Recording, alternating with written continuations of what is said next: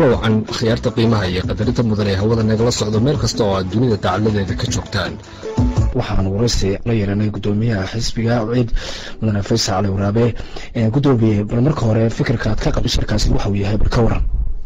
بسم الله الرحمن الرحيم والحمد لله رب العالمين والصلاة على سيدنا محمد صلى الله عليه وسلم. waxa weeye shirku maqalhaan baan maqalay waana dee shay ka soo socoteen badan dawladda ayaa marka horta looga fadhiyaa inay waxay xogaal hayso ay inoo waranto maanta ay ugu horeyso la ii soo diray magaalada Saaye wuxuu shirku saabsan yahay haddana hadda akhriyay madaxweynuhuna habeen uu tagnay labada xisoo macaaradku mowqif aan buu istaago waxaan doonay inaynu arrintan ka tashano wixii laga yeelayo marka waa tashkaas horta suginaa aadkana waxa weeye marka shir la yiraaho inagu casuumo maaha inaynu go'aan iska gaarnay markiiba waxa weeye inaynu inagu miyir qabno degan oo wax emotion lagu jiro in la fakuro aan shirka laga hadlayo waa arrin qaran wax shirkii aynu aragno inay fadhigiisa inagu jira faa'iidana aynu ka qayb galno dawlad la isku garab taaga keenu aragno inuu sharafteena iyo qarnimada wax u dhimayana aan laga qayb galin baa weeye ilaa hadda inta dawladda socotayna shirar badan baa laga qayb galay waad maqlaysa xalay ra'iisul wasaarihii magaalada Saaye TFG da waxaan ruuxa ku hadlayay maqlaysay marka waxa weeye shirkana waxaan taaganahay xisbi ahaan watashi madaxweynaha hala sameeyo weeye waxa ka soo baxay shirkaasi waxa noqonayaa baa leeyahay ama sida la sheegayo midnimo Soomaaliyeed haddii noqoto midnimo Soomaaliyeed jawaabta ka bixinaysa maxay noqonaysaa away horta inagu mushkiladana haysto waxa weeye haddaan reer Soomaaliland nahay adduunkana xiriir lama lehin haddaan nahay ama asxaabta ama magaalada Saaye xiriir bulshada waxba ma akhrino waa la yiri baan ku socnaa waa la yiri horta wax lagu shaqada maaha qofka aqliga uu garanaya inaan shir laba maalmood soconayo dawlad Soomaaliyeed lagu dhisay ajandayaasha meesha ku jirana kuma jirta dawlad la dhisay kuma taalo waxa ku taala sidii meelaha ay ka baxeen shabaabku administration lagu sameyn lahaa dawlad goboleed hadda sameysmay iyo meelo hore u jiray isaas u qoriyaan si loo adkeyn lahaa laga dhahay meel nidaam ka jiro iyo sidii wixii la yeeli lahaa marka laga baxo 2012 August ilaa 2015 saddex sanadood wixii la sameyn lahaa Soomaaliya loo sameyn lahaa ayaa weeye wadaan hayo meel qurux kuma taala arrinta Soomaaliya la ka muuqato in Soomaalida Soomaaliya ka mid nahay wadaymanka daraga xafiisahan ka furan ee wakiilada jiraan inagu ma naas Soomaaliya wakiilkeeda waa Soomaaliya inagu Soomaaliya lagu sheegay inagu ma ilaa Soomaaliya inta ilaa hadda imka inta xiriirka idila soo sameysay xisbi ahaan ama waraaqaha dadka akhrinisay waxyaabaha ku soo qoran ama lagu soo ifaaday maxaa oran karaysaa والله إحنا مرة واحد يدي سماح كم هذا ضد حيصارتها قلب تطلقها قل بالس كذا مرة وين الشركة الإسكاب بسنة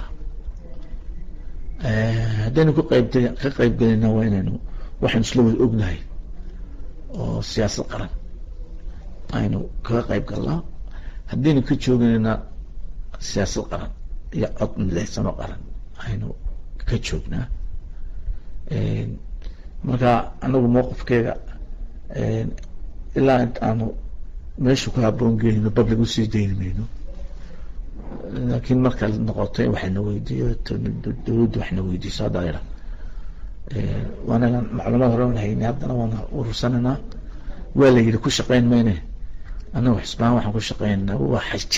waxaasaa jira maxaanu ka yeelnaa ayaa weeye maantana waxa weeye mid weyn shay waxa weeye arrintan waa arrin weyn oo weli Soomaaliya seel maanta la gacanta loo gelinayo hor looma gelin waa stepka u horeysa laabantay 40 waddan waa isku imanaya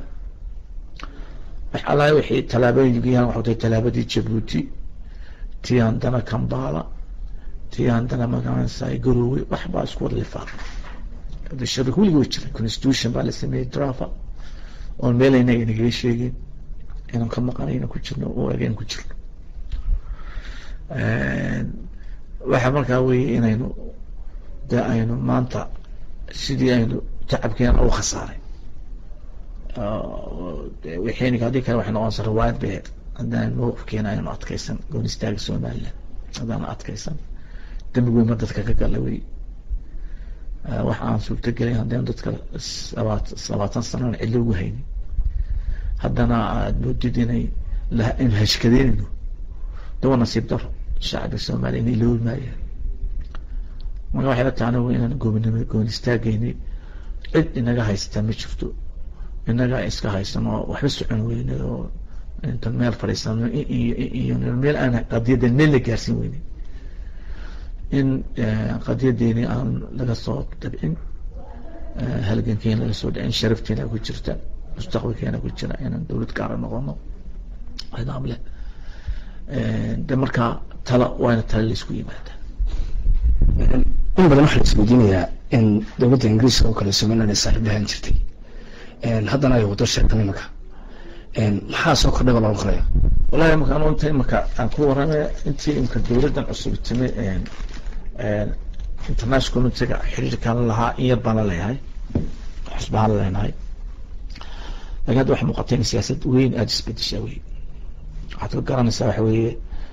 waxaynoo heli jiray dad scholarska dadka la yidhahaya adduunka mataqaana ee jaamacadaha ka hadlay oo somaliland ka heli jiray qadiyadeeda iyo insaan xaq u leenahay wadamo afrikaan aan xiriir badan la lahayn wixii dhan waa la joojiyey mar qurba laynaga wada goosay disconnect aynagu dhacday markaa waxbay isbedeleen laakiin dee weli quus ma taagna weli dal taaganahay inaynu magaranaysaa qabasnaa weye weliba waxaan kuu sheegaya kale maanta soomaali anigu shaksiyan waxaan arkaa in mimka ay siyaasadda soomaalida ay influence ku leedahay maamul goboleedka garowe hadda maanta soomaali siyaasadeedii gacanta ku haya maamul goboleedka shalay ta dhashay weliba nidaam hagaagsan dhisan aan ahayn ra-iisul wasaaruhu xaggaas uga soo jeedaa farwala wada aragto shirki baa lagu qabtay meesha imika wuxuu doonaya weliba in shir lagu qabto garowe marka waxyaalo badan baa nagu soo socda waxaa la jaan qaadno isbedelka adduunka iyo siyaasadaha taagan la jaan qaadno si aynu uga badbaadno inay naga burburin magaranaysaa jiritaankii somaliland ina waxa weeye inaynu ka baxno imanka waxayna waxta local bay noqotay inaga is haysana gudaheeni ayaynu isku mashquulay dee adduunkana wantaa adduunka soomaaliya waxay noqotay mushkilad adduun oo ka taagan adduunka national waxay noqotay issue international issue bay noqotay talada maanta waa laynala leeyahy tala inoo gaara maaha de waa inaynu markaa aan baraarugnaa waqtigu intaa uu sii socdaa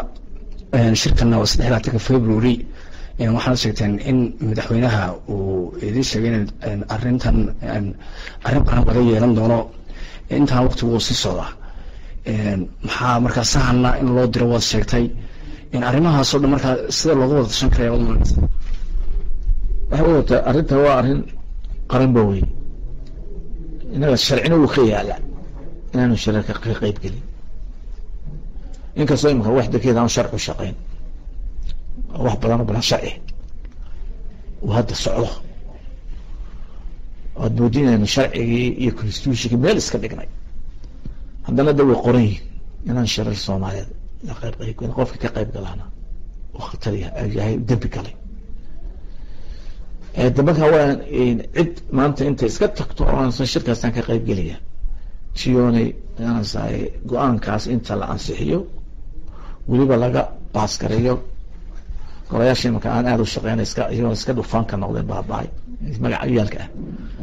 haddaan laga sixin waxaan u arkaya inay tahay ay somaliland ay arrintaa ku kala jabi doonto oo tafaraaruq inuu iman doono laana inaga xusba shir aan mandate loo haysan ciddii ka tagta annaga xusbaan wax naga horjoogsay anagana ma jirto hadday meesha noqoto niba wuxuu doonu sameynaya annaga waxaa dowladda nooga wakiil tahay goon istaaga somaliland ay nooga wada tahay dowlad goboleed anaga cid nooga wakiilay horta ma jirto marka haddaan tala qaran lagu iman kuwa awdalna way tegi kuwa khartuuma la baxay way tegi aniguna waynu tegi doonaa haddaan wax talo oo milaysan lagu samaysan aad iyo aad ayuu mahadsan yahay guddoomiyaha xisbiga ucid mudane Faysal Cali Waraabe oo aan xafiiskiisa maanta si toos ah u qoraysanay